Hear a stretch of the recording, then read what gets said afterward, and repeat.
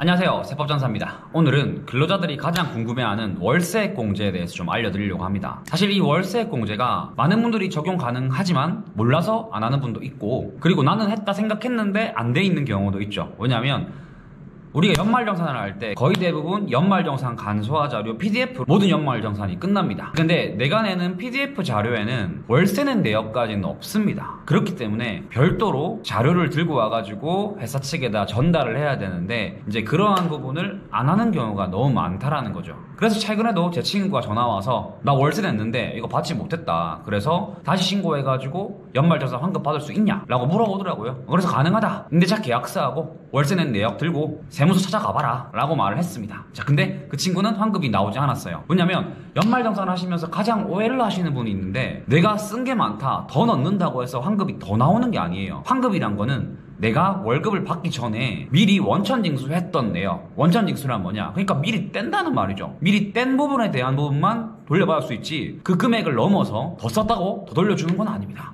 그 친구는 월세 부분을 넣지 않더라도 환급이 다 나왔다라는 거죠. 그러면 굳이 뭐 갈 필요도 없는 세무서를 괜히 서류 만들어가지고 갔다라는 거죠. 하지만 내가 환급을 다 받았는지 안 받았는지 세법을 모르시는 일반 근로자분들은 알 수가 없기 때문에 일단 서류를 다 제출하십시오. 최선을 다해가지고 자료를 제출하면 그만큼 뭐 환급 받는 거야 많아지는 거니까. 그럼 본격적으로 월세액 공제에 대해서 알려드리도록 하겠습니다. 원래 월세액 공제는 근로자 본인만 가능했는데 17년도 이후부터는 나 포함 기본 공제 대상자가 계약한 월세의 경우는 모두 다 가능합니다. 자, 그럼 쉽게 말씀드릴게요. 부모님께서 소득이 아무것도 없고 60세 이상이고, 그리고 내 기본 공제 대상자입니다. 자, 근데 어머니께서 집도 없으시고 국민주택 규모의 월세에서 사시고 계시는 거죠. 자, 그러한 부분을 내가 월세를 내준다 라고 했을 때는 계약자가 어머니라 하더라도 월세 공제 요건이 가능합니다. 자, 그러면 월세 공제 되기 전에 기본적으로 세 가지를 딱 체크를 하셔야 됩니다. 첫 번째, 현재 무주택 세대의 세대주이며, 두 번째, 해당 과세기간의 총 급여액이 8천만원 이하이고, 그리고 세 번째, 국민주택 또는 기준시가 4억 이하의 주택에 대한 월세를 내는 경우에 월세 공제가 가능합니다.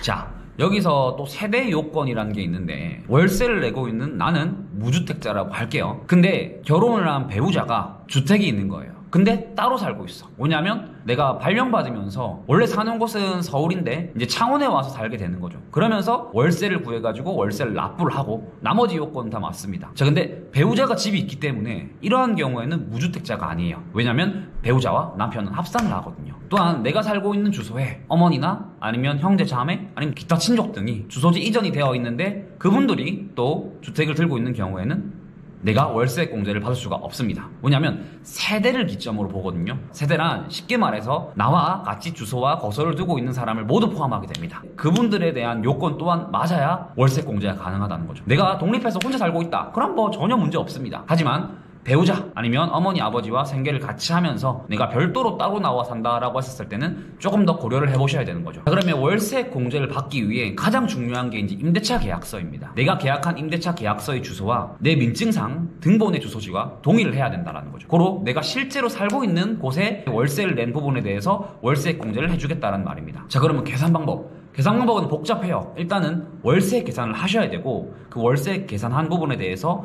급여에 따라서 15%를 공제받을지 7%를 공제받을지 이제 적용을 하시는 겁니다. 어차피 이거는 이제 자료만 주시면 회사에서 프로그램 돌려가지고 계산을 해줍니다. 자, 그래도 우리가 15% 받는지 17% 받는지 그 부분에 대해서는 좀 알고 가자고요. 자, 우선 월세액을 계산을 합니다. 이거는 좀 복잡하니까 그냥 내가 냈던 월세라고 할게요. 그 월세 부분에 대해서 급여가 5,500만원 이하인 경우에는 내가 냈던 월세액과 1,000만원 중 작은 금액에 대해서 15% 세율을 곱해서 세공제를 받습니다. 자, 그리고 5,500을 초과하고 8,000 이하인 경우에는 내가 냈던 월세액과 1,000만원 중 작은 금액에 17%를 곱합니다. 내가 계산했던 월세액이 1,000만원을 넘어간다, 그럼 1,000만원에 대해서 15% 17%를 곱하는 거고, 그리고 내가 계산한 월세액이 600이다, 그럼 1,000만원보다 600이 더 작으니 600에 대해서 15% 17%를 곱해서 세공제를 받는 겁니다. 사실 월세액을 뭐 한 달에 50만원만 낸다 치더라도 600이기 때문에 600에 대해서 15% 계산하면 세금으로 차감이 되는 거기 때문에 사실 금액 자체가 어마어마하다 보시면 될 것 같습니다. 거의 뭐 한 70만원 정도 차감이 되다 보니 70만원을 내가 환급 받는 거고 뭐 그러면 이제 거의 2달 정도 월세를 공짜로 내게 되는 거죠. 그래서 내가 이제 회사에다가 제출할 서류는 아까 말했던 것처럼 임대차 계약서와 내가 통장으로 입금했다라는 입금 내역서를 뽑으셔가지고 같이 전달해 주시면 됩니다. 근데 여기서 중요한 거, 혹시나 뭐 그럴 일은 거의 없지만 내가 냈던 월세를 집주인이 현금 영수증 해준다거나 아니면 월세를 카드 결제한 경우에는 우리가 소득공제를 또 받을 수가 있거든요. 이러한 부분은 중복되지가 않습니다. 근데 뭐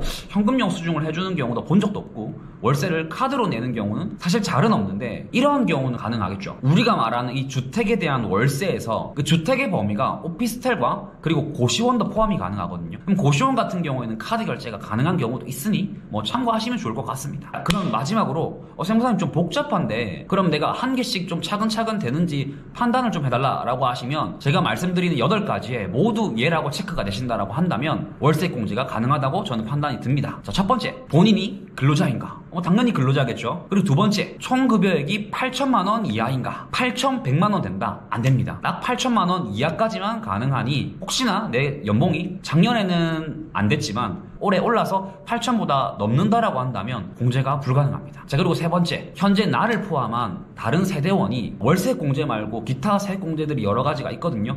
그러한 외적 세액 공제를 받지 않았냐? 고로 중복 적용이 불가능하다라는 거죠.